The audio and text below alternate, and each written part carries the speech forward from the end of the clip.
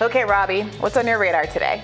All right, well, I've got some exclusive breaking reporting. This has just gone live, and you can read the full article at reason.com, or if you look at my Twitter feed, it's there. But I'm also just going to read it to you now, so you can just listen up. President Joe Biden's plan to forgive hundreds of billions of dollars in student loan debt violates both federal law and the Constitution, according to a just-filed lawsuit from the Pacific Legal Foundation, which is a libertarian law firm. This isn't how laws are supposed to be made, Caleb Kruckenberg, an attorney for PLF, told me. Only Congress has the power to pass laws and spend money under the Constitution. The administration's actions here are flagrantly illegal. So this is the first serious challenge to Biden's student loan forgiveness plan, which he announced last month, and we've talked about on the show exhaustively. The lawsuit's plaintiff is Frank Garrison, who's also an attorney at the Pacific Legal Foundation. Garrison borrowed federal student loans to pay for law school, but according to him, Biden's debt forgiveness plan will actually subject him to a financial penalty in the form of a state tax. So this gives him standing to sue the U.S. Education Department, his lawsuit argues. Quote, despite the staggering scope of this regulatory action, it was taken with breathtaking informality and opaqueness, the lawsuit claims. In the rush, the administration has created new problems for borrowers in at least 6 states that tax loan cancellations as income. According to Garrison, he is already receiving debt relief under the Public Service Loan Forgiveness Program. That's PSLF, not PLF, which is the law firm. PSLF is the loan forgiveness program for borrowers who work in public service at nonprofit organizations. So qualifying borrowers who make a certain number of payments and then meet maximum income requirements can have the rest of their debts forgiven by PSLF. Garrison expects to qualify in about 4 years for that forgiveness. Now, importantly, debt relief under PSLF, that program, is not subject to state taxes. Biden's broad forgiveness plan, however, will be taxed as income in Indiana, where Garrison resides, as well as Wisconsin, North Carolina, Minnesota, Mississippi, and Arkansas. Garrison will be, quote, stuck with a tax bill that makes him financially worse off than continuing with his repayment program under PSLF, according to the lawsuit. He did not ask for cancellation, doesn't want it, and has no way to opt out of it. The administration's slapdash lawmaking by press release approach to student debt cancellation threatens to leave tens of thousands of borrowers stuck with a tax bill on money they'll never see in states like Indiana, where it will be taxed as income, says Kruckenberg. Now, while the Pacific Legal Foundation's theory is that this gives Garrison standing to sue the Education Department, the lawsuit's case against the Biden forgiveness plan is actually much more straightforward. We talked about it on the show. The Pacific Legal Foundation is arguing that Biden has violated both the Constitution and the Administrative Procedure Act, which gives Congress, rather than the president, the power to make new regulations. Biden's new plan will forgive up to $20,000 worth of debt for many borrowers, and the plan could cost U.S. taxpayers anywhere between $300 billion and $1 trillion. A low estimate of the cost per individual taxpayer is $2,100. The administration has claimed that it has the power to unilaterally forgive student loan debts without consulting Congress.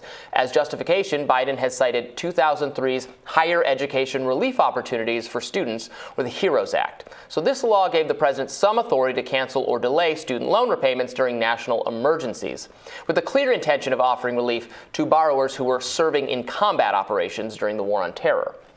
Biden's view is that the COVID-19 pandemic counts as a national emergency, even though he has now declared it definitively over. Remember that? The pandemic is over. We still have a problem with COVID. We're still doing a lot of work on it. But the pandemic is over. If you notice, no one's wearing masks. Everybody seems to be in pretty good shape.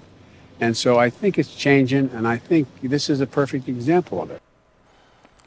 PLF's lawsuit takes issue with the pandemic-based justification for debt relief, noting that the harms purportedly ameliorated with debt forgiveness are not, quote, a direct result of the, quote, national emergency as required by the HEROES Act. To the extent the statute can arguably justify the cancellation, the major questions doctrine requires a clear authorization by Congress of such an economically and politically significant action, which is lacking here. That's from the lawsuit. Loan forgiveness is set to kick in, by the way, sometime next month. So we'll see. So there it is, Brianna. Here is the lawsuit that could potentially derail the student loan forgiveness. We've talked about the actual legal argument, and I think you have conceded that the kind of pandemic justification is maybe not the strongest case for doing this. No, it's not the strongest. But part of the argument that I made then is that it wasn't and still isn't too late for them to simply use the other authority. So there's two things here. One, what this gentleman that you're referencing here is arguing is as a case for standing. Yeah. So their claims are so tenuous that the biggest hurdle many people thought that they might face is even having someone with a claim that can be adjudicated in this context, a claim that is proximate enough to the harm that they can even have standing here, as opposed to people like Ted Cruz who just don't like the policy because they just don't like it. Well, so what do you make of this very creative standing argument? So I think, for one, because we actually don't have language yet, the same reasons that I think Biden should just use the 1965 Education Act instead of the HEROES Act, he could make that switch, and he could easily create an out that would allow people to opt out of this program, thus ending this person's efforts. It seems to me, I'm not, a legal expert on this particular area, but we're all talking about a policy that hasn't been enacted yet. And so when I was speaking to Fordham Professor Jed Sugarman on my show about this, the point that he was making is that any claims would have to wait until there's actually, action on these kinds of policies. And until that time, I think there's ample opportunity for Joe Biden to make this as fair as possible for people. So if this person is going to be disadvantaged by the tax implications of this policy, I think that's a bad thing. And I'm looking forward to Joe Biden taking this opportunity for him to actually remedy that behavior. Now, what we know is going on here is not that this person is actually having a qualm about their taxes. It's about a broader effort to use a fringe case to try to take down a policy that is going to help 44 million Americans who are middle class and low income people who are too poor to pay to go to college. So I hope this guy brings some cookies to work or has some really good water cooler conversation, because he's going to have a lot of coworkers here. He does public interest work. He's taking advantage of a government program to make it easier for him to pay his loans off. And there are a lot of people in his cohort who I'm sure would be very much advantaged by Biden's student debt policy. So I hope he's a real charmer, because he might not be making a lot of friends at work right now. Well, he works for Pacific Legal Foundation, which is the place. So they agree, ideologically with trying to prevent this. I think he would say, I think he would say that the loan forgiveness program he is using was authorized by Congress, is subject to democratic decision making, is the lawmakers are accountable to the people, so that's fine. What Biden just declared without any input from the normal lawmaking, rulemaking process is not how the Constitution thinks our government should function. It's not for just the executive to declare laws and Congress to be the pontification branch and the executive to be the sole lawmaking, all the functions of the executive and the legislative role. That's not how our system is supposed to work. Yeah, I totally agree, and I wish that Republicans would come forward with a policy, any policy at all, to address this crisis that's affecting tens of millions of Americans. Regretfully, they aren't. George Bush is the person under whom the public loan interest policy was enacted, and Democrats were able to join that on a bipartisan basis to do something good for the country. Unfortunately, Republicans are in a place where they are unwilling to vote for anything. They're really unwilling to support a child tax credit that halved child poverty. They're unwilling to vote for any of the COVID relief reforms that came down the transom over the past 2 years that kept the economy going and enabled America to keep on the straight and narrow. And so, unfortunately, because of the failure of bipartisanship and the real rancor coming out of the right and antipathy they seem to have for student borrowers as a whole. I mean, you heard what Ted Cruz said about, baristas and basket weavers or whatever being the central central actors and the central beneficiaries of these kinds of programs, and we know that couldn't be further from the truth, they talk with complete and total contempt for the student borrower population. So unfortunately, we're not going to have a bipartisan effort on this. I would like to see it. And fortunately, there happens to be good legal authority for the president to act with executive authority on issues of extreme education emergencies, which of course we were in because of a crisis that has been created in part because of people like Joe Biden. So he can do this, he should do this, and I look forward to any tweaks that have to happen to the plan as flagged by good reporting like yours. As a crisis created by the loaning program. I mean, let's have Democrats put forward a plan. Again, one independent senator from Vermont certainly has put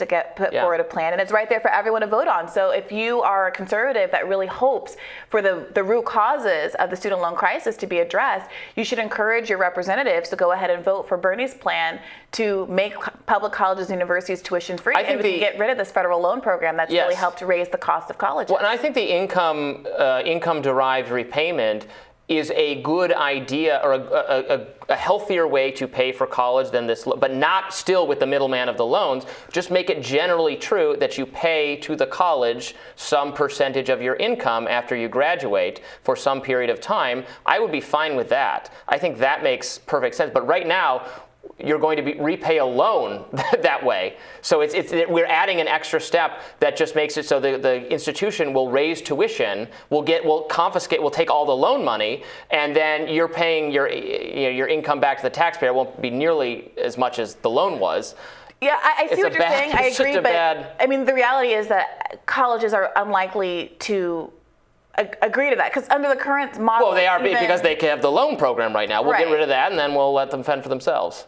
Right. I mean, I think that the fundamental issue, if you value colleges and you value people's ability to get an education and you value having an educated workforce and country, is to have free, accessible colleges for all, not for us to just kind of, ruefully root for the destruction of the college system. Now, there's certainly colleges that I have no affinity for who have enormous endowments and don't use those endowments to support their students. I think it's unconscionable, frankly, that I have friends from Harvard who came from inner city neighborhoods, went back and became teachers in their schools, and Harvard is asking them to pay $40,000 a year for undergraduate tuition when they have, hundreds of millions, maybe more, in their endowment. And we're subsidizing them.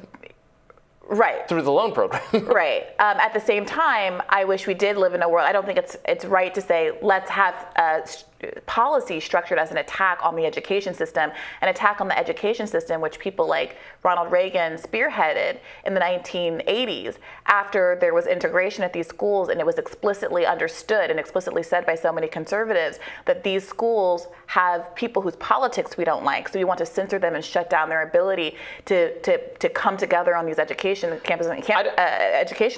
opportunities, to defund the University of California system for that explicit political purpose. So I think we have to do both things. We have to support public colleges and universities so we can have true freedom of speech and expression, at the same time that we unwind some of the perverse financial incentives that have been set up. Unwind the perverse financial incentives. I don't agree with you that it should be free, but it should certainly be affordable. It used to be affordable, and then we have all these policies that have made it absolutely unaffordable and immiserate people by trapping them in debt.